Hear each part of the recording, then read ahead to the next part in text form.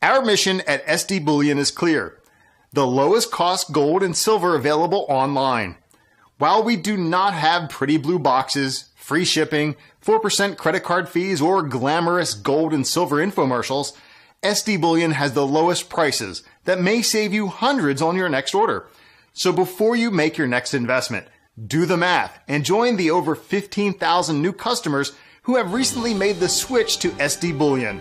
Why pay more? Hey everyone, this is Elijah Johnson with FinanceAndLiberty.com, and back with us today is Jim Willie, editor of the Hat-Trick Letter found on GoldenJackass.com. Jim, thank you so much for joining us today. Oh, it's a pleasure being here. As usual, way too much is going on. Definitely, and I'd first like to discuss a little bit about gold and silver. Gold is up about $150, and silver is up about $1.50 year to date. And demand for physical gold and silver has really been increasing, especially since the beginning of the year. I recently interviewed Andy Schechtman, president of the precious metal dealer Miles Franklin, and he told me in the interview that Miles Franklin is seeing the most demand they've had in years. He said that in the precious metal bull market in 2011, where the gold market peaked above $1,900 per ounce, Miles Franklin at that time saw investment demand coming from people who are trying to make a profit. But now he says this time around, the demand is coming from people worried about the future. And also, I also interviewed Gainesville Coin's senior writer, Stephen Cochran, and he told me that the best way to describe the events of the gold market for the first 2 months of 2016 are fear and flight to safety. So what is your perspective on how gold is regaining its safe haven status? I think there's a worldwide panic going on. I think this is impossible to verify, but this is my impression, and I'm not a novice at this, and I have access to a lot of very smart people's opinions in my own group of colleagues.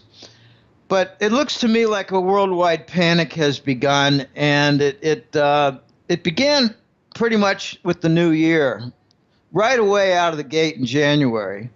And just a lot of horrible things are coming to light. A lot of insolvency is becoming apparent. A lot of debt default is becoming obvious. A lot of rot in the system is so crystal clear.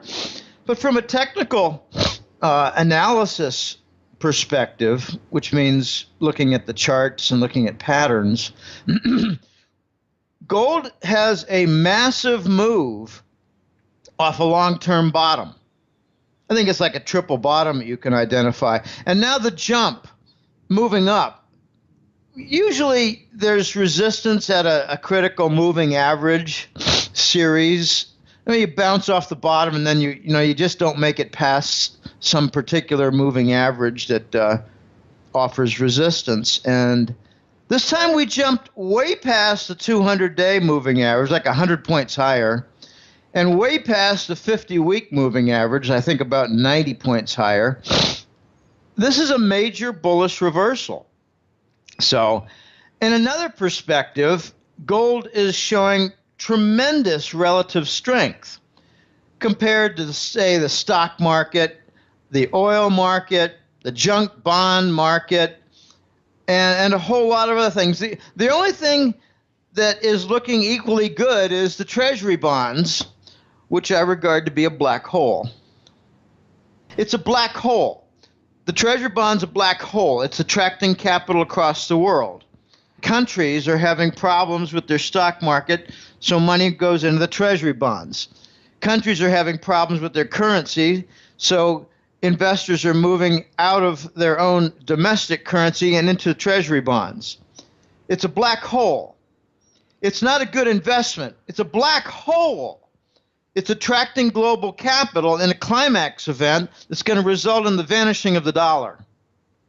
It's very interesting what's happening. This black hole has never been seen like this before.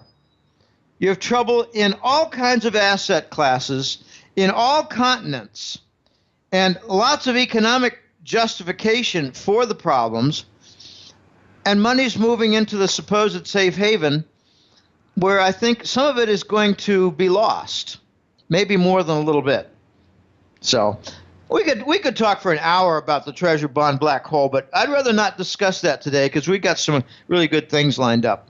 Definitely. And what I was going to ask you about next is if you can expand a little bit on what do you think has changed that is making investors fearful and want a safe haven in the first place? Well, you have all kinds of news of bank problems. Now, bear in mind that since Lehman, we've not made one single constructive reform move toward remedy.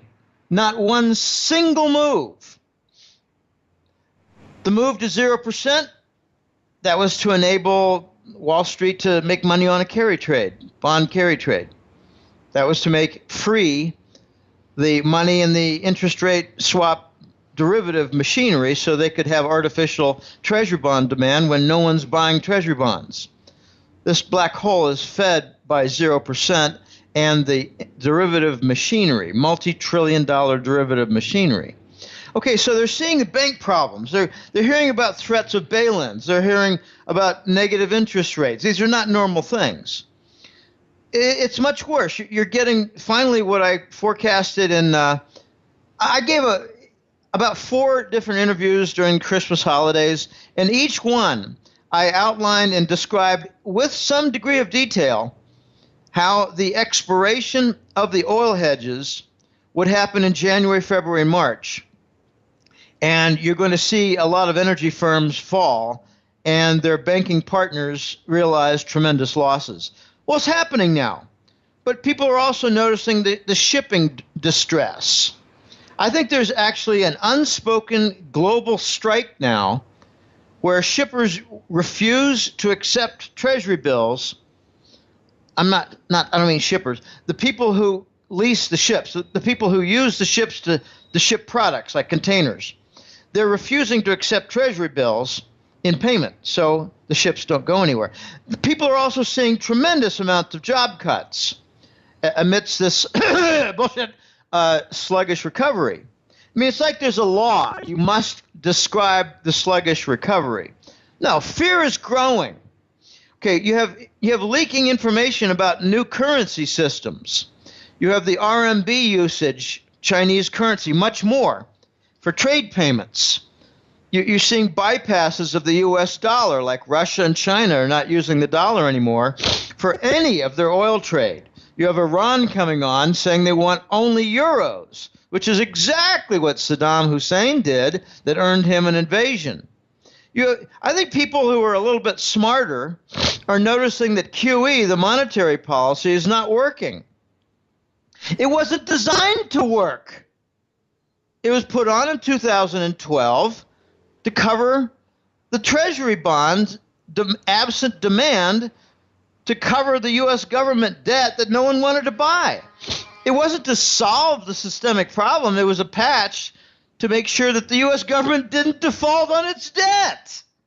So that didn't produce anything positive. In fact, it pretty much raised the cost structure everywhere and wiped out a good deal of profitability in companies. I believe that very basically described that QE as a monetary policy of printing money and covering treasury bonds destroys capital.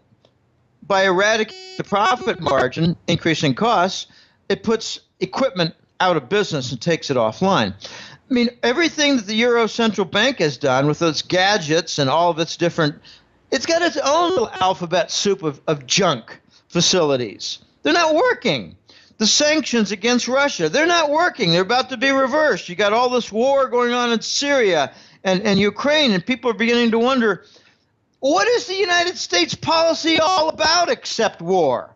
So people are starting to hunker down into gold. And, you know, I think that there's something a little bit uglier going on, and that is that earthlings are awakening to the constant, endless war from the Satanist Western elites and their plans. And it's just not working. So if you want to light a fire across the whole world, people are going to start to invest in gold in a big, big way. And that's what I think is going on now. But the part that I love the most is that on a relative strength basis, apart from the black hole and treasury bonds, there's only one asset group that's doing well, and that's gold. I think it's outperforming, say, farmland right now. Now, one other thing that is being affected by the fear investors are feeling right now is the stock market. Now, I'm not a technical analyst, but if you look at the U.S. stock market charts, for example, the chart of the Dow crashed in August, but then when it rose back up, it didn't make a new high. And then it crashed again, and this month it made a lower low. So it seems like the trend is lower highs and lower lows, which therefore is a downtrend. What do you see? Same thing. Let me put some more flesh on those bones. I am a technical analyst. I'm not, well, you could say I'm a professional one, but it's not my main focus in the newsletter. I'm no novice to technical analysis. And here's what I see. First of all, you have a critical bust going on in the energy sector. It seems to be the last straw to point out the economic depression. I mean, I don't go with the nonsense. I just don't follow the path of the propaganda artists out there who say, well, the sluggish recovery is, making some progress. No, it's not. We got a vicious recession with massive feedback loops. And the only thing positive out there that they can point to is that the unemployment rate, as they measure from the percentage of workers who are collecting state insurance for unemployment, that's going down. But since when is that unemployment? No, that's not the unemployment rate. That's unemployed no longer receiving their insurance. So that's not a progress point. Okay, here's what I see. We have some breakdowns in the chart. Okay, I'll get to your point, which is excellent, and I'll put a little bit more description on it. But we have bearish crossovers.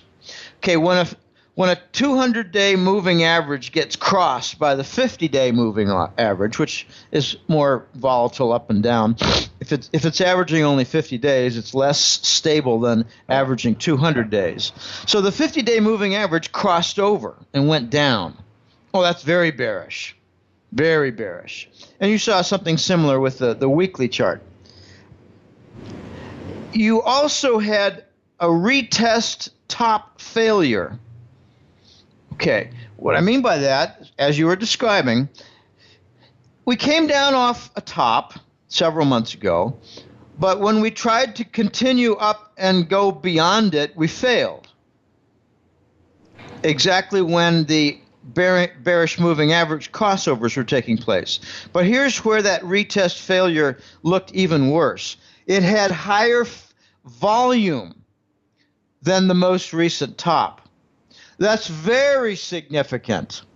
A retest with higher volume. That means like you're trying to get more people to push the car than before. All right, bring in your other neighbors. Bring in 4 other guys. And it still didn't work. All right, that's a bigger, more important failure.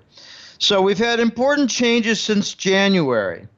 I think this is like a sentiment shift since January. I call it a new dawn. I've been describing a new sheriff in town for the last couple of years. I don't know anybody who's used that terminology, but the new sheriff is from the East. And the new sheriff is calling some new rules. And I believe that there's been a movement the last few months to bring about some very important critical changes. And some of the smart money is noticing this, is adapting to this.